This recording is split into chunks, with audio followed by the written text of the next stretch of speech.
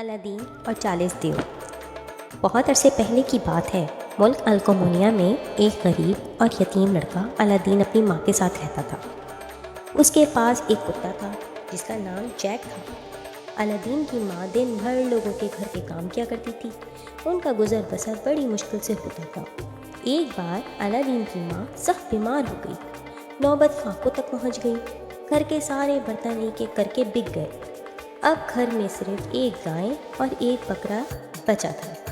ماں نے الادین سے کہا، گائے اور بکرے کو بیچ کر روٹی لے آؤ، باقی پیسے سنبھال کر لے آنا۔ الادین منڈی پہنچ گیا، اس کے ساتھ اس کا کتا جیک، گائے اور بکرا تھا۔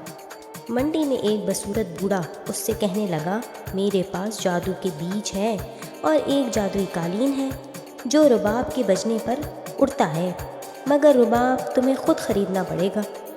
اگر تمہیں یہ چیزیں چاہیے تو مجھے اپنی گائیں دے دو۔ الادین نے اپنی گائیں دے کر اس سے بیج اور قالین لے لیے۔ تھوڑی دیر کے بعد ایک اور بوڑھا آیا اور اس نے الادین سے کہا، میں بوڑھا ہو گیا ہوں اور میرے پیسے بھی ختم ہو گئے ہیں، میرے پاس سونے کا ایک چراغ ہے، اگر تم مجھے اپنا بکرا دے دو تو میں تمہیں یہ چراغ دے دوں گا، یہ تمہارے بہت کام آئے گا۔ الادین نے سوچا، یہ سودا بھی برا نہیں۔ اس نے اپنا بکرا دے کر سونے کا چراغ لے لیا اور اپنے گھر کی طرف روانہ ہو گیا۔ وہ گھر پہنچا تو اس کی ماں نے سر پیٹ لیا۔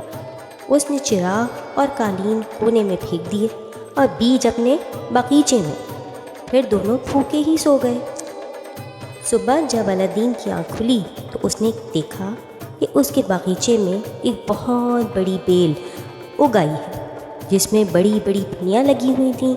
یہ پھلیاں آسمان تک جا رہی تھیں۔ الادین نے اپنی ماں کو بلا کر بیل دکھائی تو ماں بھی حیران ہو گئی۔ پھر اسے یاد آیا کہ جہاں اس نے بیج پھینکے تھے یہ بیل وہاں سے اگی ہے۔ اب تو وہ بہت خوش ہوئی۔ اس نے جیک اور الادین سے کہا، اوپر جاؤ، پھلیاں توڑ کے لاؤ۔ الادین اوپر چڑھا اور اس نے پھلیاں توڑ توڑ کے نیچے پھینکنا شروع کر دی۔ اب وہ کافی اوپر تک آ گیا۔ اس نے سوچا کہ دیکھوں آخر یہ بیل کہاں تک جا رہی ہے۔ وہ چڑھتا چلا گیا، ہر طرف اسے بادل ہی بادل نظر آ رہے تھے۔ پھر اسے ایک بہت بڑا محل نظر آیا۔ وہ سیدھا اس کے دروازے پہ پہنچا اور دروازہ کھٹکھٹایا۔ ایک دیوزاد عورت دروازے پر آتی ہے اور دروازہ کھولا اور الادین سے پوچھا، اے لڑکے، تم یہاں کیسے آ گئے؟ کیا تمہیں پتہ نہیں یہ جگہ خطرناک ہے؟ یہاں 40 چور رہتے ہیں جو دیو ہیں۔ الادین ڈرتے ڈرتے بولا، میں بہت دور سے آیا ہوں، مجھے بھوک لگی ہے، کچھ کھانے کو دے دیں۔